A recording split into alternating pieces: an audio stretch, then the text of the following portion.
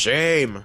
Shame! I wanted my Marjorie Walk of Atonement! Shame! What are you doing, Martin? I had more faith in you. All right. And with that, I am walking in the light of the seven. Just kill them all. Yes. Oh my God. All right. So that's your spoiler warning. This is our weekly Game of Thrones recap with me and Bandit. This week we're talking episode 6 of season 6, Blood of My Blood. I guess, why don't we start there? Spoilers, by the way, massive spoilers.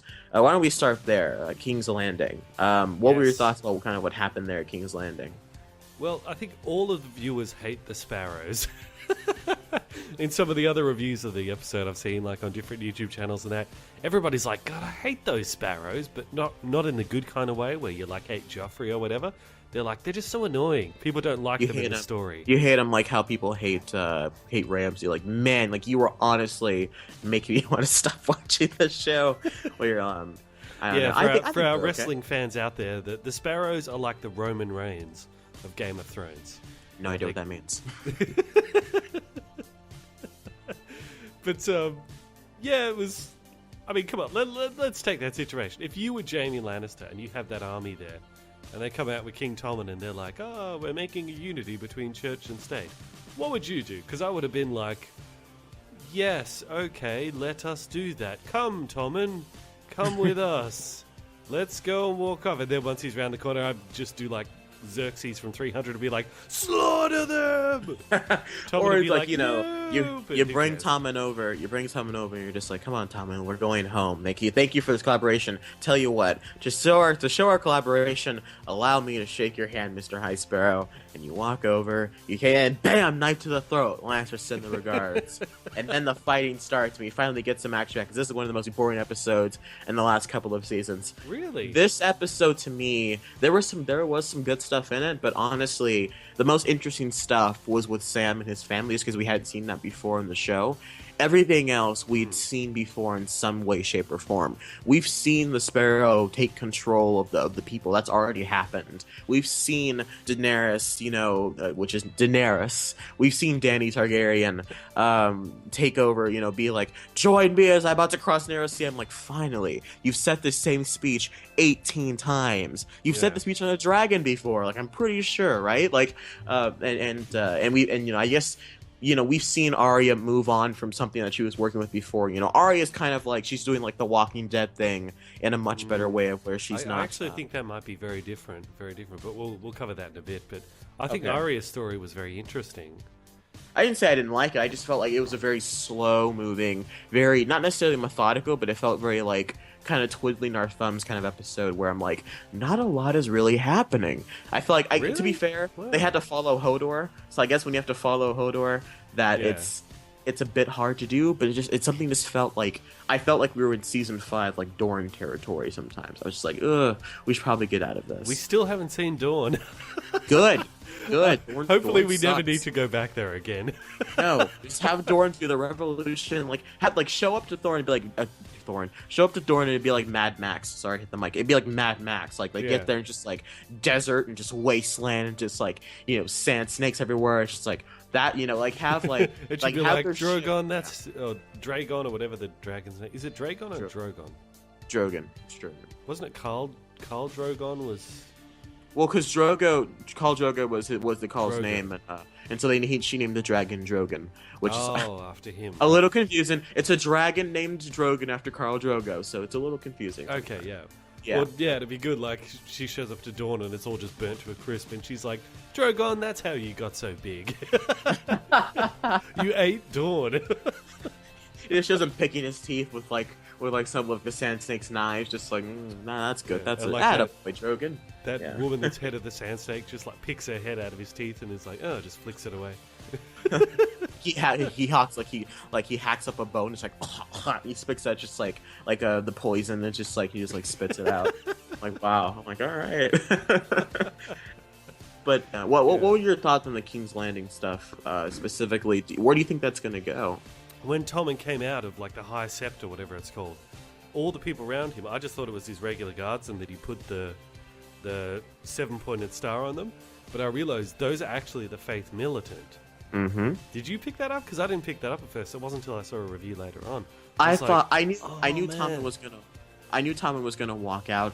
I honestly thought he was gonna walk out with the star on his head. I honestly thought that's where they were going with it. Because I'm like, how far are they gonna push it?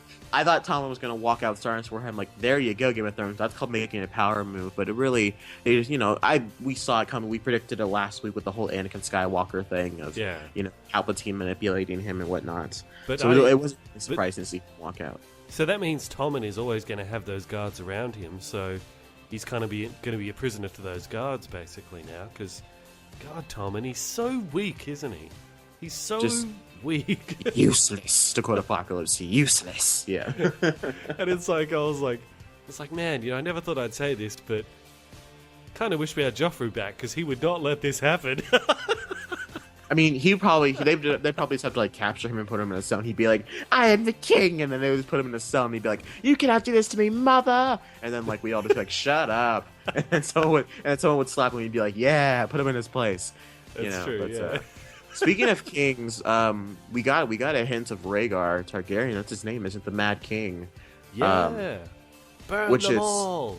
Yeah, that was so cool. I was like, that's the first time we've ever seen anything. We had like a Ray Force vision, kind of like with Bran here, where he's still getting uploaded like to the Matrix, if you will. He's getting all the information. Right. I know Kung Fu, like I know the Mad King. He knows he's learning everything in the history of Westeros and Essos and all the land, which is really insane. I think he saw some of the future too. I'd imagine. I don't know. Yeah, I mean there was Emergency Awesome did a video of it. There's a quick shot of what looks like King's Landing with a huge shadow of a dragon going across it. Now, whether that was the first of the Targaryens when they originally showed up to Westeros, like centuries ago, or whether that's Dany, I'm just going to say that because I can't pronounce the other one, or whether it's just Dany showing up in the future, we don't know. But I would imagine that. It might have been when the Targaryens first showed up, but Drogon at this point, he's still getting big. I'm not sure how big these dragons get, because from the looks of it, if the shadow covers the entire city, that's huge. Like if a shadow can cover like most of King's Landing, that's huge. But like Drogon at this point is probably the size of like, I don't know what, 2 buses out, like side length, length to length, probably like the length of 2 buses, wingspan and all. Maybe he'd grow by like another 50%, but I wouldn't imagine he'd get much bigger. I would because the other dragon stuff, he's just going to be the biggest dragon, which would make sense that Khaleesi would ride the biggest dragon. So I do think that I guess we can move on to Dany and everything with Dany and the dragon. Did you think that it was going to be Drogon when he showed up? Or? Yeah, look, I actually like. Some people are giving this episode a hard time. Like you said, it was kind of boring. I actually really enjoyed this episode from start to finish. But I did call every single reveal all the way through the episode. I knew Drogon was going to show up. I knew that guy was going to be Benjen. I knew, I knew Tommen was going to walk out and be converted. There was no surprises, but I still think it was a solid episode.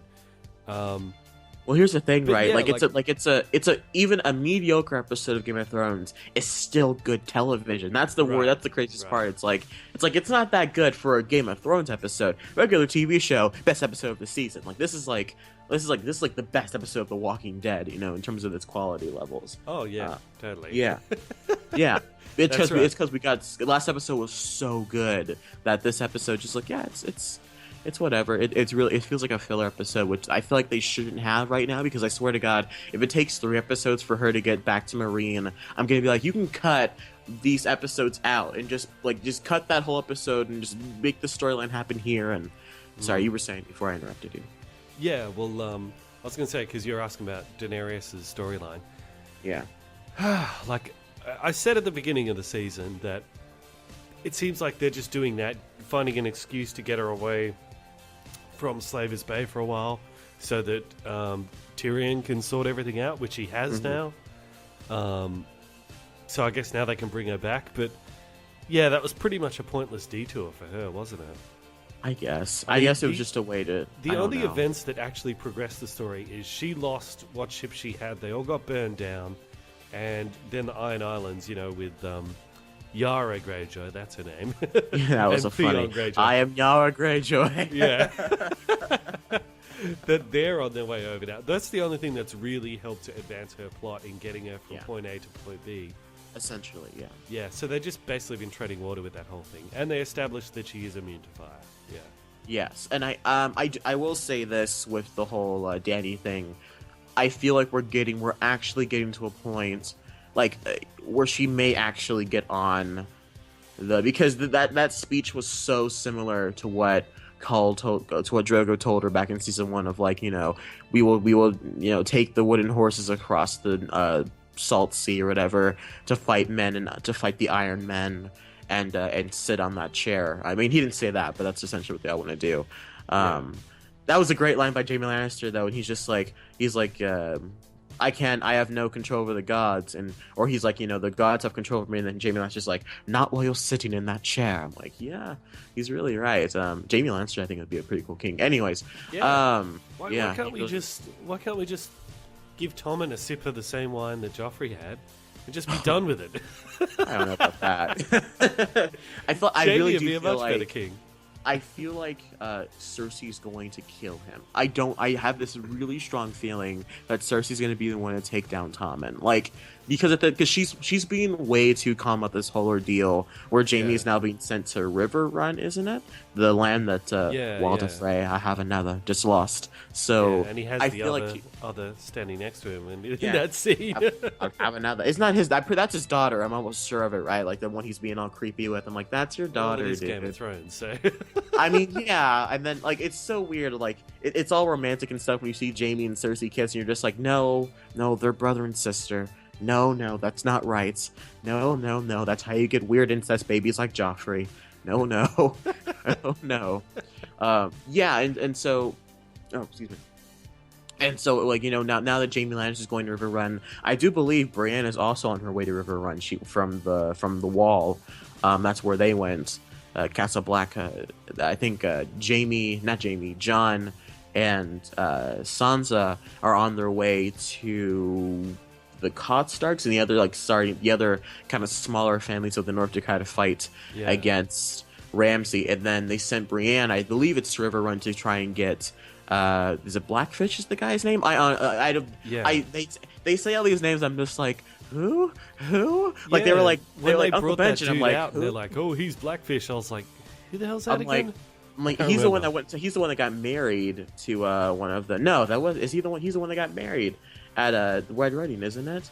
Or am I thinking of someone else? That was Robb Stark, wasn't it? He was supposed to. No, well, yeah, but he didn't because then he was just like, my cousin, this guy, or my uncle will be the one to get married instead, and then Roose Bolton was the one who stabbed him. So like, it was either Roose Bolton or Blackfish, whatever his name is, that got married. They'll tell us in the comments. But anyways, Brienne's going to run to get Blackfish's army to help them fight the North. But Joffrey is also going to get him, which means we might get a Jaime and Brienne reuniting again. Which, I'm so ready for. I'm so excited. Totally. I can't wait. Like Jaime and Brienne finally get together and they return to the Wall, and that wildling ginger guy is just looking at Jaime and they have like a fight over Brienne at the time. I don't know if Brienne and Jaime will get together because Jaime really has an affiliation with his sister, like an uncomfortably. That's a very uncomfortable affiliation with his sister. Anyways, because apparently in the books he's like, at this point in that story, he's sort of had a gut full of her. He doesn't want to deal with her anymore. But in the show, he's still very much, devoted to her. I don't know why. She's the worst. I don't understand. Like, according to what we've been told, she's been the worst since she was like 4. I don't see what the big deal is. Like, she's always been the worst. Okay, well, so we're talking about Tommen and that, and yeah. You remember there was that episode where the flashback where we see like young Cersei and all that, and she gets the prophecy that she'll outlive all of her children. And we're saying like Tommen's the last one. Well, part of that prophecy was also your younger brother will strangle the life out of you. So that's why she's always hated Tyrion, because she's like, well, you're the younger brother, you're going to strangle the life out of me. But Jaime actually was born just after her, so technically he is also her younger brother, so it could be him that strangles the Ooh, life out all of right, her. I got a theory. All right. So if she kills Tommen, he yeah. might snap and strangle her. Yeah. Yeah, he might be like, "What are you doing?" And she's just like, "He's weak," and then she takes him out, and or like Tommen dies, and Jaime reveals, and Cersei reveals to Jaime, she's like, "I killed him." He's like, "Why would you do such a thing?" And then that's like, and then Jaime takes out, and then right there, like the Lannisters saga, the Lannisters just dead, like just wiped out the Lannisters. It's like it's like essentially another red wedding for the Lannisters. You know what? It'd be good. It'd be good if Jaime is there when Tommen dies, so Tommen dies in his arms. That means all three of his kids would have died in his arms. Was Jaime there when when Joffrey died? Yeah, absolutely. I remember because he had that talk to the guy who was set to marry Cersei. He's like, you'll never marry Cersei. And he's like, that's right, because Brienne was there too, right? Because Brienne was there, and Jaime or not, and Cersei started talking to her, and I got really nervous. I remember that. I was like, stop talking to Cersei. She's gonna get you killed. Yeah. Okay, I do remember Cersei that. Cersei and Jaime were the only ones that ran over to help. Yeah. Everyone else was just like, everyone was sitting in the back just like, yeah, like people that like watching the play. They're like, yeah, I'm ready. And then Tyrion's just like, oh god, what have they done? And then the Mama Tyrell, Grandma Tyrell, she's just like, finally, not gonna marry that much. Speaking of which.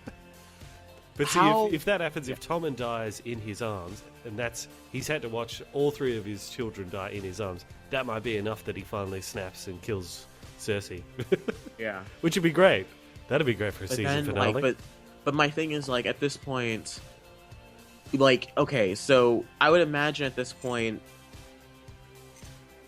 who's left? Like, so when Tommen dies, is the High Sparrow completely taking over of King's Landing? Like, at this point, is the High Sparrow just like, they are no longer fit to serve the throne, we shall take over, and now you have the High Sparrow completely running King's Landing? Like, that might be his long-term plan, but I think in the short term, he definitely wants to be like Wormtongue from Lord of the Rings. Yeah, remember that? Kind of sitting there with like the king who's kind of like in a coma or whatever. He's like, he's not welcome, and the king's like, he's not welcome. Yeah, essentially. So he'll probably start as that, and then he'll try to wipe out the rest of the Lannisters, and he'll be like, we are now a nation of the faith, or something like that. Yeah, essentially. That's exactly what I think is going to happen. But who cares about what happens in King's Landing, because we've got a lot of bigger problems up there at the wall with Bran, because we still have, first of all, I'm now just as mad at Bran as you probably are, because we realize just how useless Hodor's sacrifice really was. Yeah. Because they caught up to them immediately. We're talking like maybe 10 minutes that they were bought. They gave him enough of a head start that Benji could come and get him. I suppose. The three-eyed raven sent for Benji, so that's obviously why he was running towards them. So he held them back enough that they could make it to Benji. I didn't know they were heading to Benji, but... No, but they thought they were going to die, so when she's like, I'm so sorry, I'm like, yeah, I don't feel any sympathy for either of you, because you've been really mean and bitter ever since we first met you, and Bran just kind of, like, killed Hodor, so without Hodor's consent, by the way, so... Yeah, without Hodor's consent. Yeah. Mind you, I mean, what else? What other choice did he have, you know? I mean, he couldn't just let all the White Walkers kill him, but... If he hadn't walked into that memory on his own, none of that would have happened in the first place. But it's Hodor, man. It's Hodor. It's like killing the dog. You can't just do that. I wanted to see Hodor on the Iron Throne. I saw this great picture. Yeah. That'd be funny. Your Majesty, what do you think we should do with this law? Hodor. Excellent choice. I don't understand, Your Grace. Hodor. It's just Peter Baelish trying to talk to Hodor. What are you trying to say, Your Grace? Hodor. I saw this great picture. Be arguing about what kind of Hodor was that. But there's different sorts of Hodors, you know? They mean different things. Every time there's a thunderstorm, she's like, Hodor. She's like, calm down, Your Grace. Hodor. All right, guys, we have to go to war with the storm. I'm sorry. Hodor sent us to... Yeah.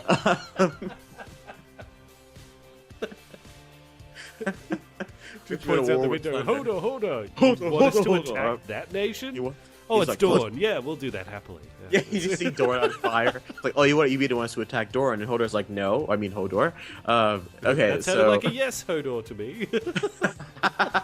Hodor! I saw a really great picture of on Instagram of like that from episode 1 when King Baratheon first shows up to Winterfell, and you see all the Starks lined up. It just has a picture of like, and it's just everyone captions just like dead, dead, dead, dead, paralyzed from the waist down, dead, dead, and you see Rickon, it's like useless, dead, dead. Like everyone's just like a picture of just like dead Starks. I'm just like, yeah, they're all pretty much gone. Yeah. It's like giving up on her name, paralyzed from the waist down, useless. You know, got raped by Ramsay Snow, dead, dead, dead. Like it's just like. Well, here's the thing. Cersei's gonna demand trial by combat. She's gonna use Zombie Mountain. Who do you reckon the Faith Militant's gonna bring up? Tommen. Wow, that'd be a twist. Wouldn't it? Wouldn't that be incredible? But even he, I don't think even he would agree to that. It's Tommen though. Like the High Sparrow would be like, the gods will put strength in you. This man is weak. He has the devil worship in him. He's full of sin, and Tommen would be like, well, I guess you're right, and then would just be like, yeah, Tommen, go fight the mountain, and then in 3 seconds. Well, I was thinking like maybe the High Sparrow is going to be like, as to fight on our side, I choose a man that we found wounded out in the forest one time. His name is the Hound. Oh my god, I would cry. Or something. I would cry. Because if the Hound shows up as the champion of the High Sparrow, I would cry. And then like it cuts to Arya Stark walking in just as the Hound gets chopped in half by the mountain because she always likes to barely miss things. Yeah. Yeah. Well, what I was thinking initially, because I love the Hound, he was my favorite character. I didn't want him to die. So I was he reminds me a lot of you.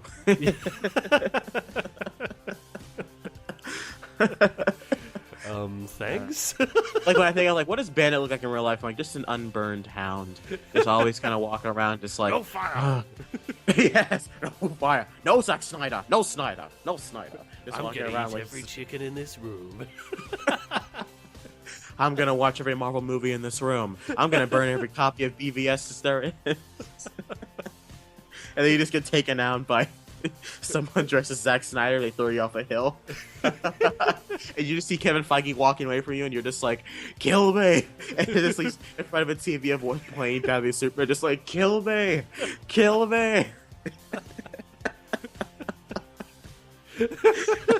I'm just trapped watching Batman v Superman. Yeah. It's like a Clockwork Do you want Orange, me to beg you? Do it. Yeah. Do it. Do it. Do your duty.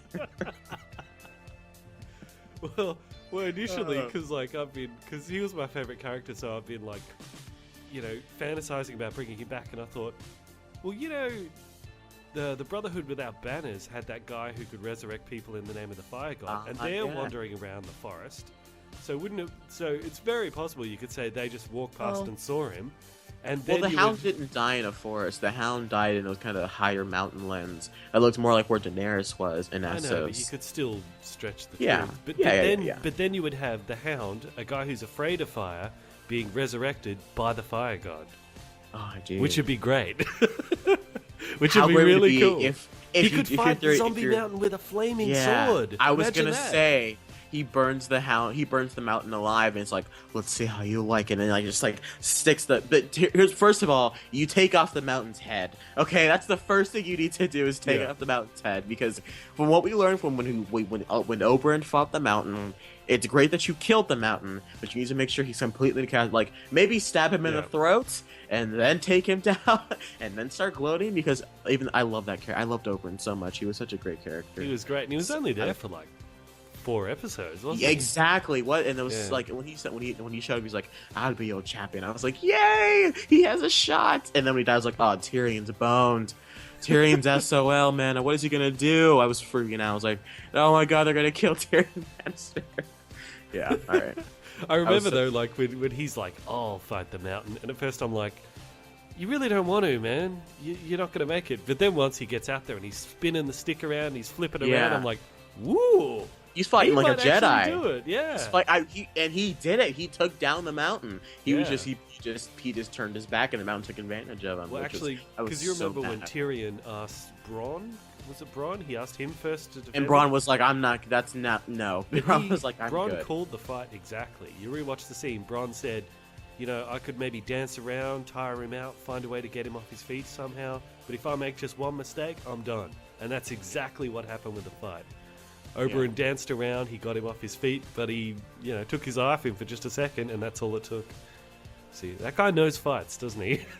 Yeah, well, that's what Jaime said when he's just like, I'm gonna go get Bronn. I'm gonna get some of the best warriors we know, some of the deadliest codes. We're gonna go in there. We're gonna take the High Sparrow's head. And I was just like, yeah, finally. And then Jaime's just like, no, go to Riverrun. I'm like, no. That's not what I wanted to happen. Like in that episode, like in that college humor video, and together we have Bronn and Jaime Lannister and Brienne of Tart and the Viper and the Hound are together. It's just like a collection of all the best fighters in the show. Or you know what another option is?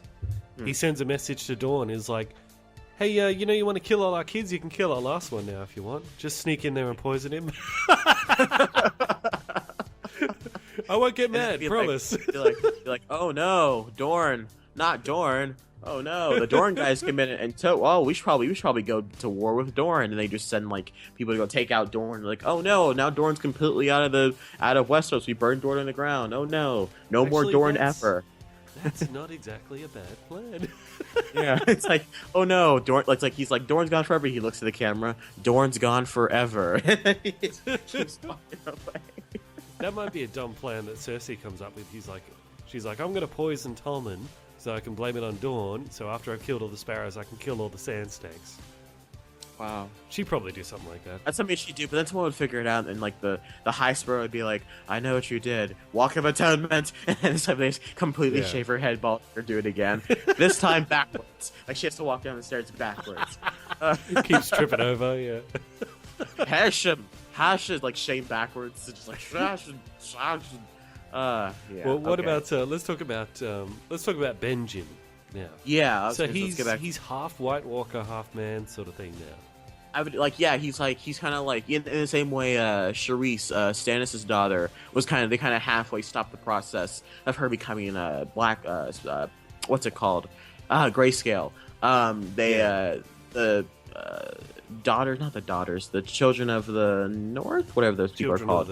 Children of the Forest, is it? There you go. Yeah. Children of the Forest. They halfway stopped his White Walker transformation. Like the way he described it is like he was just about a White Walker, and they kind of stopped it before it took him over, which is cool. And you look at him, and he looks like dead. He looks like he's not alive, but he's not evil. Which is kind of cool. Yeah.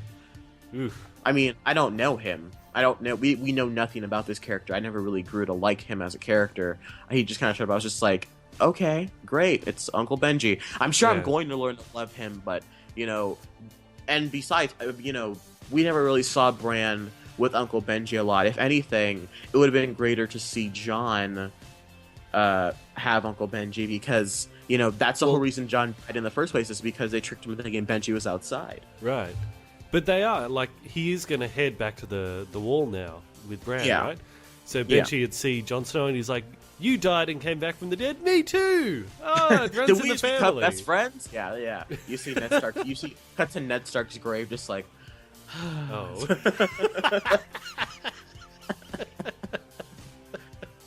Yeah.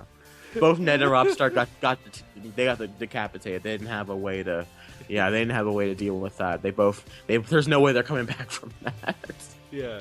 Because remember, there was a while ago when Jon Snow was dealing with the mutineers north of the Wall, and and they had Hodor and Bran and all that hostage, and Bran had a chance that he saw Jon, and he could have called out to him, but he didn't because he's like, no, he'll take me back to the Wall, and I got to get to the Three-Eyed Raven.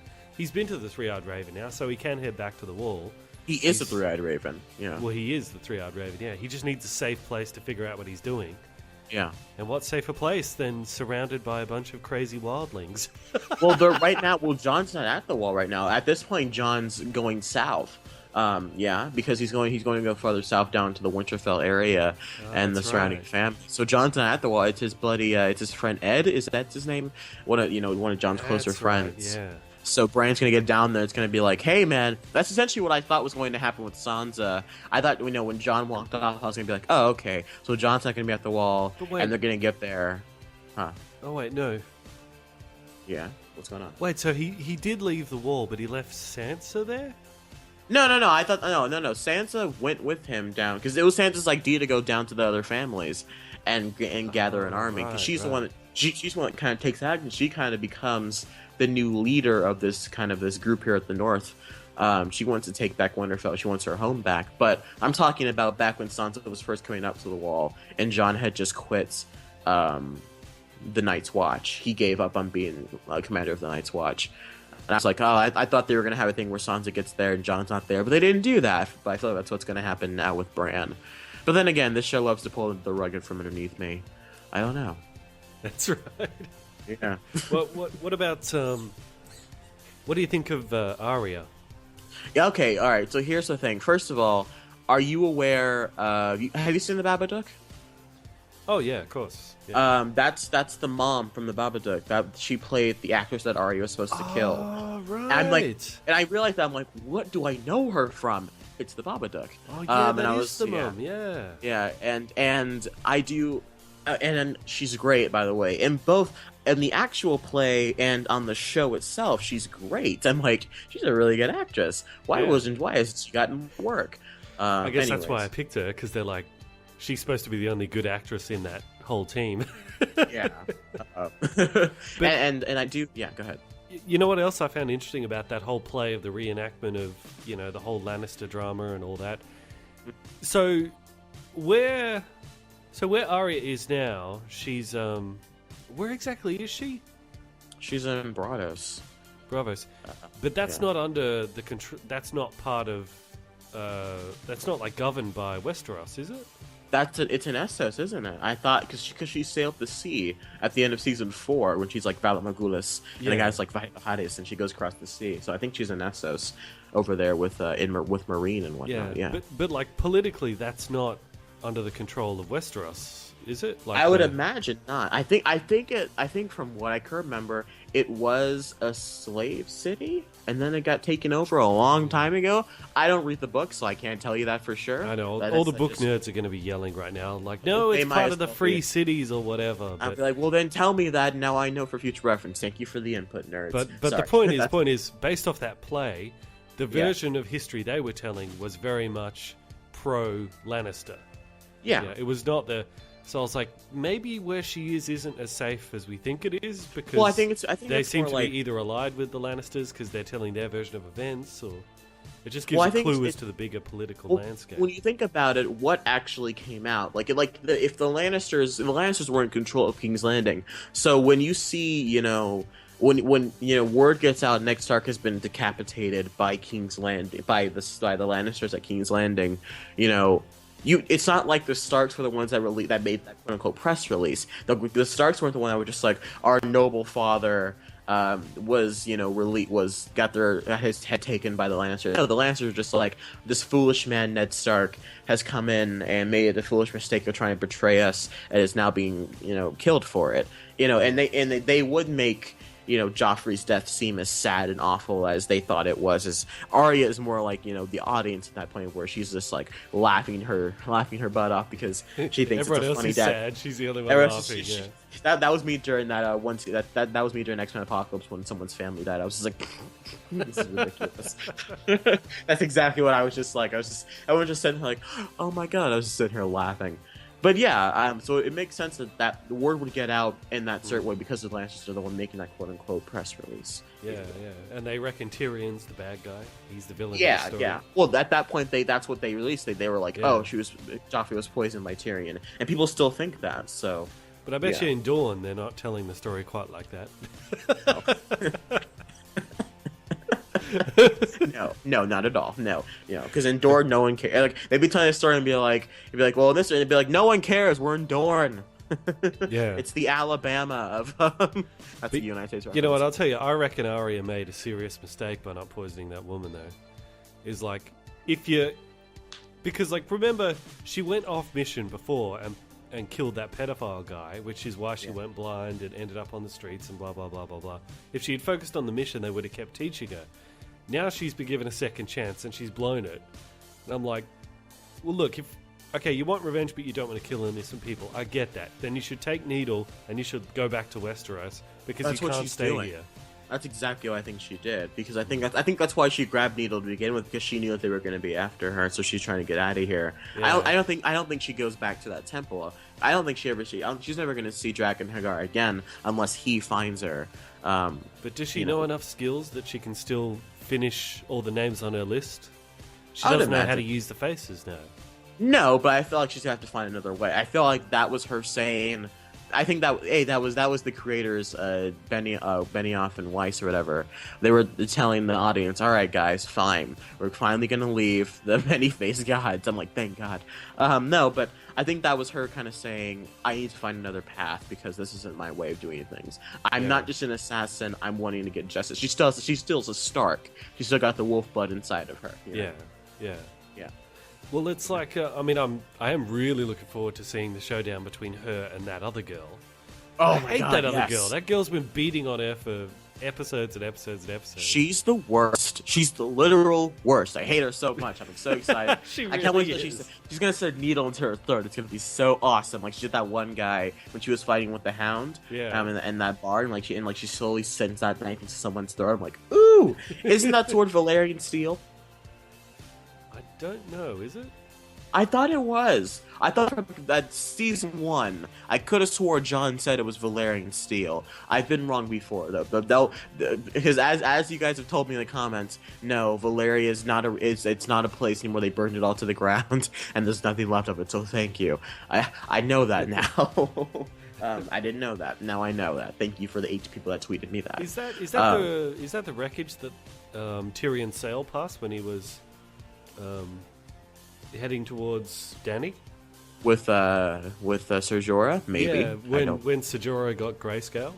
And the stone people were there, possibly. Yeah, maybe that was Valeria. Who knows? Yeah. Again, I'm sure who people will does put know? it in the comments. The comments know who. That's exactly who Yeah, the knows. book nerds. So I'm They're not the gonna worst. The book nerds. Bloody book. Ruin bloody everyone's book fun. readers. It's like he's like that guy in The Simpsons. I forgot the guy's name that runs a comic book shop in The Simpsons. It's like, Worst episode actually, ever. Yeah. Actually, you're wrong because that's not the way it happened in the books. As said by George R.R. Martin in page 426 of book 4. Nerd. I'm like, yeah. Yeah, I thought I was free of that because the show's overtaken the books, but nope, everyone's still, all the book Nazis still there being jerks. Bloody book Nazis. It's okay. They're over on my channel now, and That's I right. love Now you them. have to deal with them. I love dealing with book readers. They're so much fun. Okay, well, if that's everything with the North, Arya, how about Sam and Gilly's stuff? All the stuff with there and Sam's back at the home. Yeah. Sam, that's my favorite. This is my favorite part. Well, speaking of Valeria, we found out there's another Valerian steel sword. Yeah, that was great. I was like, yes, we can use these. Yes, Because he can use that. Because we figured out from previous encounters with the White Walkers, they're just standard zombie soldiers.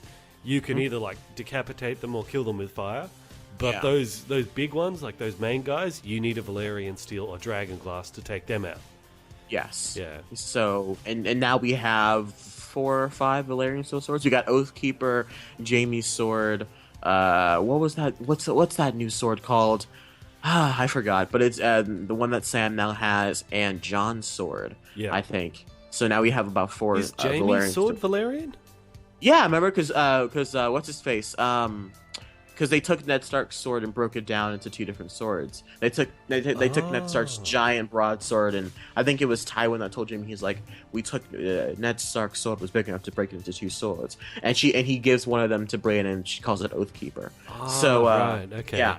Back it was last season, if I'm not mistaken, or season 4 maybe even. So now we How much have of a 4 jerk is that dad, though? I hated him so much. Sam's dad. Who is he played by? Because he seemed. While you're talking about it and giving your thoughts, I'm gonna look up who that dad is. It's gonna bother me if I. Well, don't. for anyone who doesn't know, apparently I saw this from watching other reviews of the episode too. That guy was like a really good general back in the day, but he fought for the Mad King, and he's also the guy that Stannis, when he was at the wall, said to Sam, I fought against me and my brother, Robert Baratheon. We fought against your dad many times. He said, I always respected him as an adversary. And Sam was like, whatever. Yeah. But yeah, in that dinner where he's like, you're too fat. You're pathetic. I built the wall to make a man out of you. I'm like, just tell him you killed a White Walker. Tell him you killed a White Walker. And then, of course, she says it. I hate him. He's just like, not fast enough for you. I'm like, shut up, you loser. Don't make fun of fat people. We're great. Anyways, yeah, but it was really painful to try and sit there and watch this dad just tell off this guy. I'm like, and he's stop like, it. He's like, I hate wildlings. I hate wildlings. I'm like, tell him that wildlings are the ones guarding the wall now. Yeah. Tell him they own whatever that place. What's it called? The main. What? Like on the wall, the main base thing that they're in. There's a name for it. Oh, Castle Black? Castle Black, that's it, yeah. They own Castle Black now, pretty much. Yeah, they essentially wildlings. I mean, but the wildlings, I think what we learned really quickly was that the wildlings, they're just another different race of people. And, you know, they're not essentially... They really are not the problems here. The problems are the White Walkers and the Lannisters. They did do those raids where they would eat people. And Jon Snow's girlfriend shot that kid's dad through the face right in front of him. Yeah, Jon Snow ended up hanging that kid. and then Ned Stark chopped off a guy's head because he ran from White Walkers. We've all done stuff in Westeros that we're not proud of. That doesn't make them any less kind of angry. I'm just saying, let's not forget. I mean, like, sure, like Westeros needs their help at the moment to guard the wall, but let's not forget they are pretty wild. I guess they're certainly not angels. Let's not call them that. No, they're not. I didn't know. They're definitely. They're not. There's not a lot of good people on this show. There's like 4. So 4 truly good people in this show, I guess. Yeah. I'm trying to find this guy. They don't tend to last very long. No, they don't. I think the longest one surviving is Jon Snow and Tyrion Lannister. Yeah. So... And Jon Snow died once. Yeah, we thought we lost Jon Snow. Exactly. Yeah. Okay. Hodor what do you think was good? Oh. Yeah, we lost another. Yes, we lost another one. Oh boy. Where do you think the show's going? I think it's going to climax with them retaking Westeros from the Boltons. You think? Okay. You mean Winterfell? Oh yeah. I think the climax is going to be that, and the War with the Sparrows at King's Landing. Okay. We'll probably end with Tommen's death, I'd say. Okay, yeah. So it's kind of all gonna collide into one kind of mash of battles. They may have the battle in episode 9 because they tend to have the episodes. James Faulkner, that's the guy's name. I've been looking for like 10 minutes. That's the guy's name that plays Sam's dad in Game of Thrones. Yeah, what a jerk that guy is. But how was that bit though, where he leaves her in that room? And then he walks out, but then he walks back in. He's like, "No." That was a part. I was starting to fall asleep during that stuff. I was just like, "This is great," but I'm just like, it's early in the morning. I'm sleepy, and then Sam walks back in. I'm like, "Ooh, character move. All right." He's like, "You know what? We're gonna go." I'm like, "Attaboy. Go in there, take the Valyrian steel sword, become a man, grow a pair, and let's go fight some White Walkers. I'm ready." Yeah. He can only go so far south, but before eventually he kind of has to leave.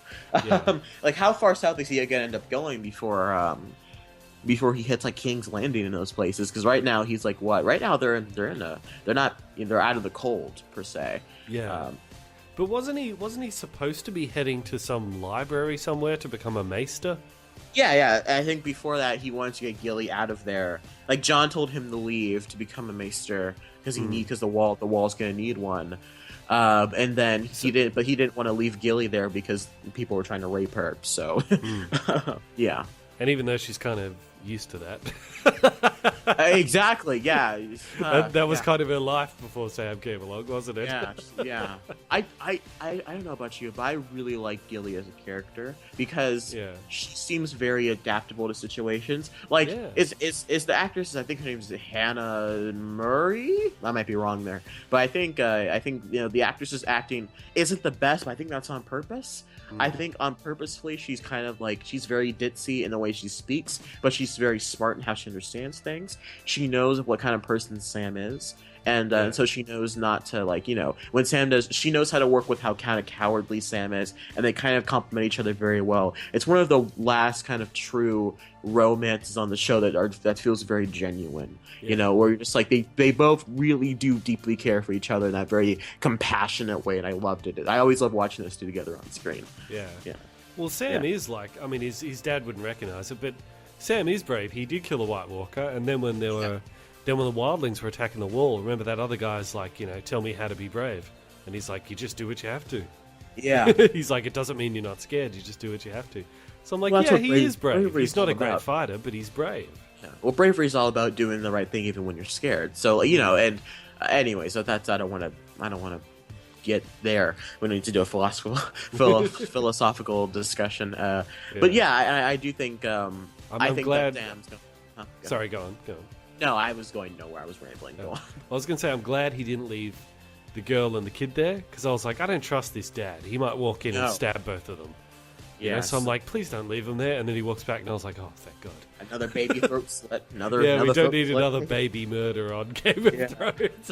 That was rough. Like, one of my friends had just started season 2, so like, she saw a baby get their throat slit. They were just like, yeah. I was like, yeah, that was rough. And they're like, yeah. I'm like, just wait. At least it happened off screen. I barely, like, it pans up and you hear the babies get their throats slit. You're just like, ooh, that's not okay. And then you watch season 3 and you see someone get a pregnant woman. And Walter Frey talks about it, and it's like, and when you took that knife and jabbed Robb Stark's unborn child in its mother's belly, I was like, oh, that's right, that did happen.